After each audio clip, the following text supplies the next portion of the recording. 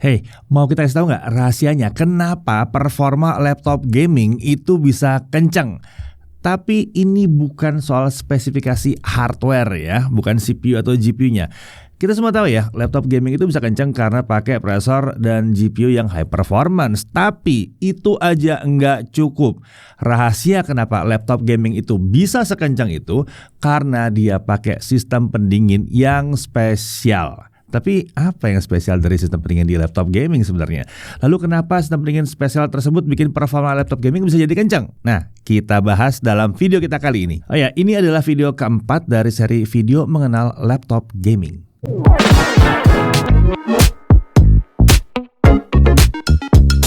Oke, jadi kali ini yang akan kita bahas adalah kenapa komponen pendingin ya pada sebuah laptop gaming itu membuatnya jadi punya performa laptop gaming. Iya, jadi percaya nggak percaya komponen ini adalah yang mengizinkan CPU dan GPU untuk bekerja dengan lebih leluasa mengeluarkan performanya. Oke, kita langsung mulai aja. Pada umumnya, komponen penyusun sistem pendingin laptop itu mirip satu dengan yang lainnya.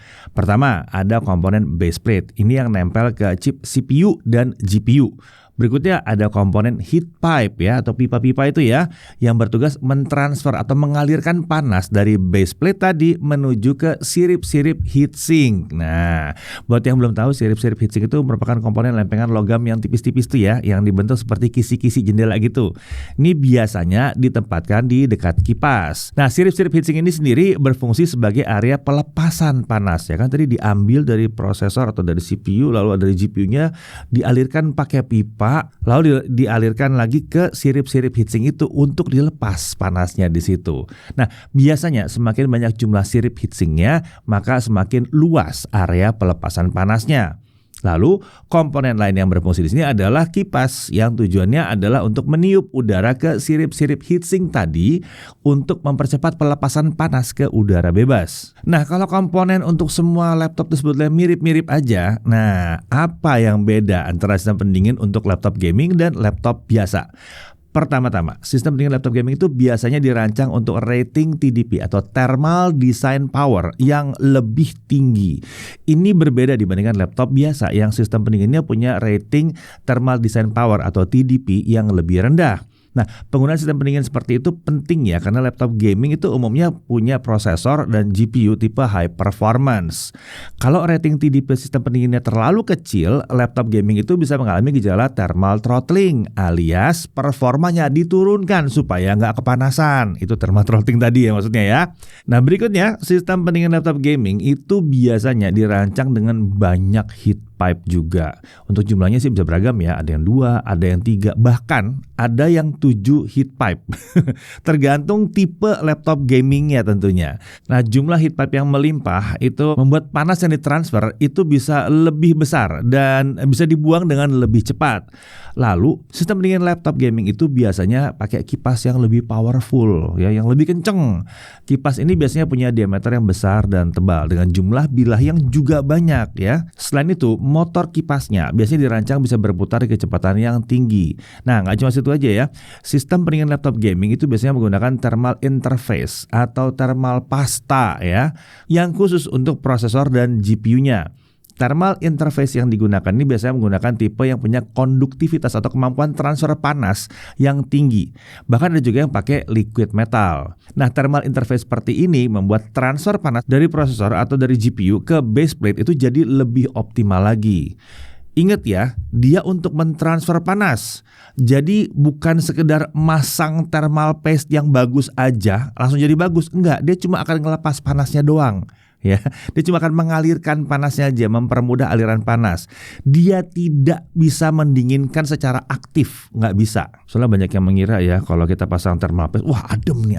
Enggak gitu caranya ya. Ini cuma membantu untuk mentransfer doang. Selain itu, sistem pendingin laptop gaming itu juga biasanya dilengkapi dengan software pengaturan seperti untuk mode performa dan kecepatan kipas. Nah, contoh sistem pendingin laptop gaming yang kita lihat di sini adalah yang ada di HP Omen Max 16 yang menggunakan Omen Tempest Cooling Cooling Pro. Sistem pendingin ini diklaim punya rating TDP sampai 250 watt. Ini tinggi banget ya. Karena ya prosesor-prosesor untuk laptop non-gaming itu kan biasanya cuma sekitar 15 sampai 40 watt paling-paling. Sementara untuk laptop gaming prosesornya aja itu bisa 45 sampai sekitar 60 watt TDP-nya. Jadi angka 250 watt itu besar sekali untuk ukuran sistem pendingin laptop. Tapi hal itu bisa dimaklumi ya, karena Omen Max 16 ini menggunakan prosesor 24 core Intel Core Ultra dan GPU-nya pakai RTX 5080.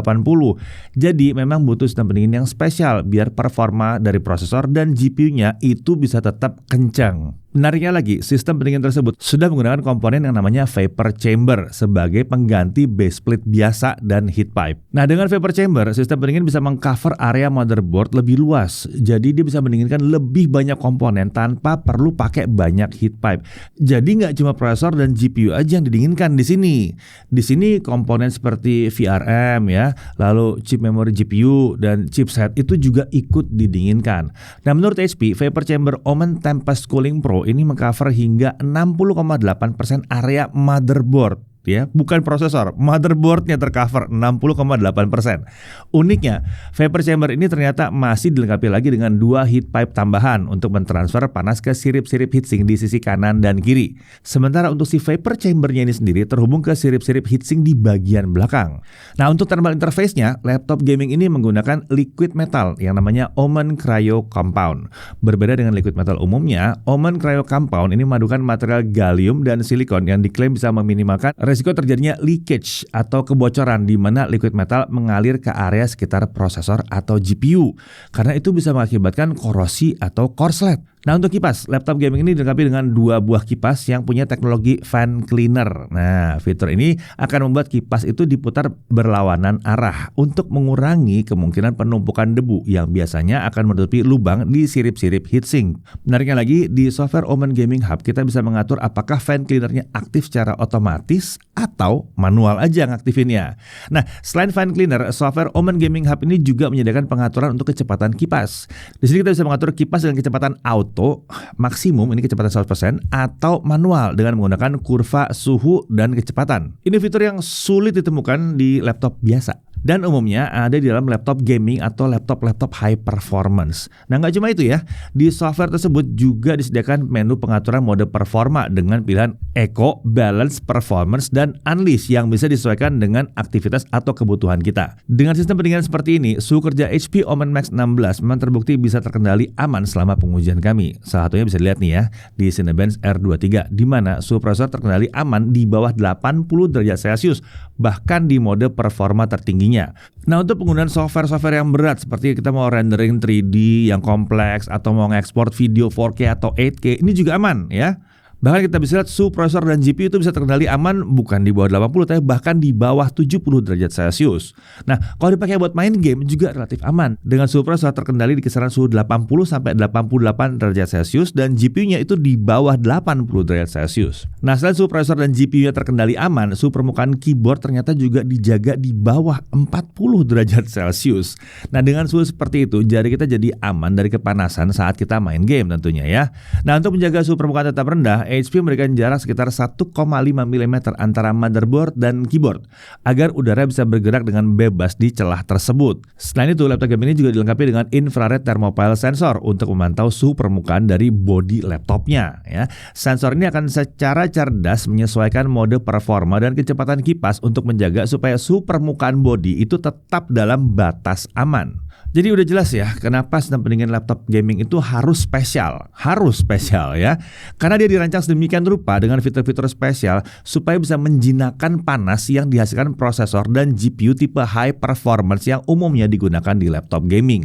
Hasilnya prosesor dan GPU tadi bisa mengeluarkan performa tertingginya tanpa kena overheating atau thermal throttling. Oke, sekian dulu pembahasan kali ini dan kita akan jumpa lagi di seri video mengenal laptop gaming berikutnya. Saya Deddy Irfan, Jakarta Ibu TV.